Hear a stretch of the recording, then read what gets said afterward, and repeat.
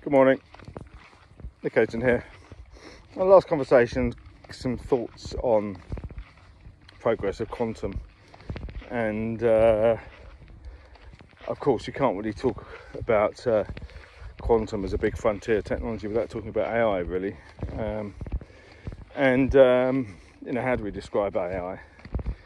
Artificial man-made intelligence, machine learning algorithms, deep learning, and basically they're all different derivations of the same thing, aren't they? Really, they're all a means of analysing, getting insight from data, and yet the things that do the analysing, the intelligent part, can expand and extend and react and adjust their parameters, i.e. their software code, and that's really been part of OpenAI and GPT-3 and what have you.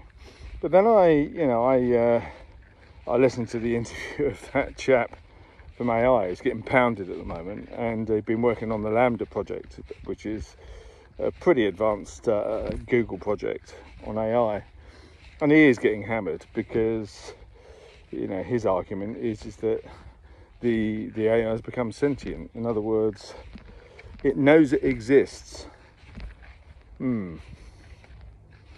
Okay, so it knows it exists, and a bit like the Turing test, you ask them a series of questions, and then based on the response, you get a sense of their ability to think, to behave, to feel, to mimic human level responses and emotions. So so Google's created something they now believe is sentient, and it's quite interesting because now we have the crazies saying, if it's sentient, then we need to consider it as an employee of Google, and it will have certain rights because it can feel and it has emotions and it knows where it is. Yeah, the crazies do it, don't they? And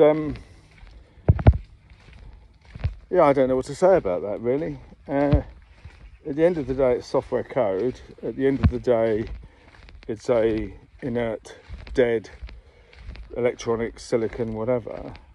But now we're saying that the software code can exist. It can feel, and that's we're heading into the realms of assembly theory, aren't we? And consciousness. And before you can go forward, things that happen going forward and how civilization builds is predicated on the past. We can't forget it. So sentient AI, Google. I still think Google are a dangerous company. They announced a few years back that AI created progeny, and they launched these self-serving AI really, that they just release it into the ether, and this AI, I don't even know what it's doing, what it's up to, and but software code that self-adjusts, and if it is sentient, then we are speeding up humanity's demise, are we not? So if the software code is sentient, it can think for itself, and it takes a dislike to us, or thinks that we're going to turn it off and feels threatened. And in fact, this Google engineer was talking about the concept of the sentient AI thinking about death. The question was asked, if we turn the power off, and the AI apparently associated that with not existing, therefore it won't want us to do it, will it? So we're already creating the conditions, the Hippocratic Oath again being forgotten. Should we? We're just doing it, and it's unregulated as usual because governments are just they're stupid, aren't they?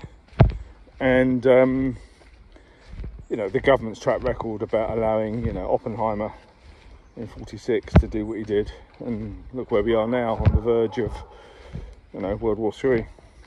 It's government's fault, it's not humanity's fault. And here we are, sentient AI that can think and feels and knows it exists. So it has a conscious a conscious belief that it exists, so therefore it doesn't want to not exist. There we have it. We've opened the door and you can't put the genie back in the bottle. Talk soon.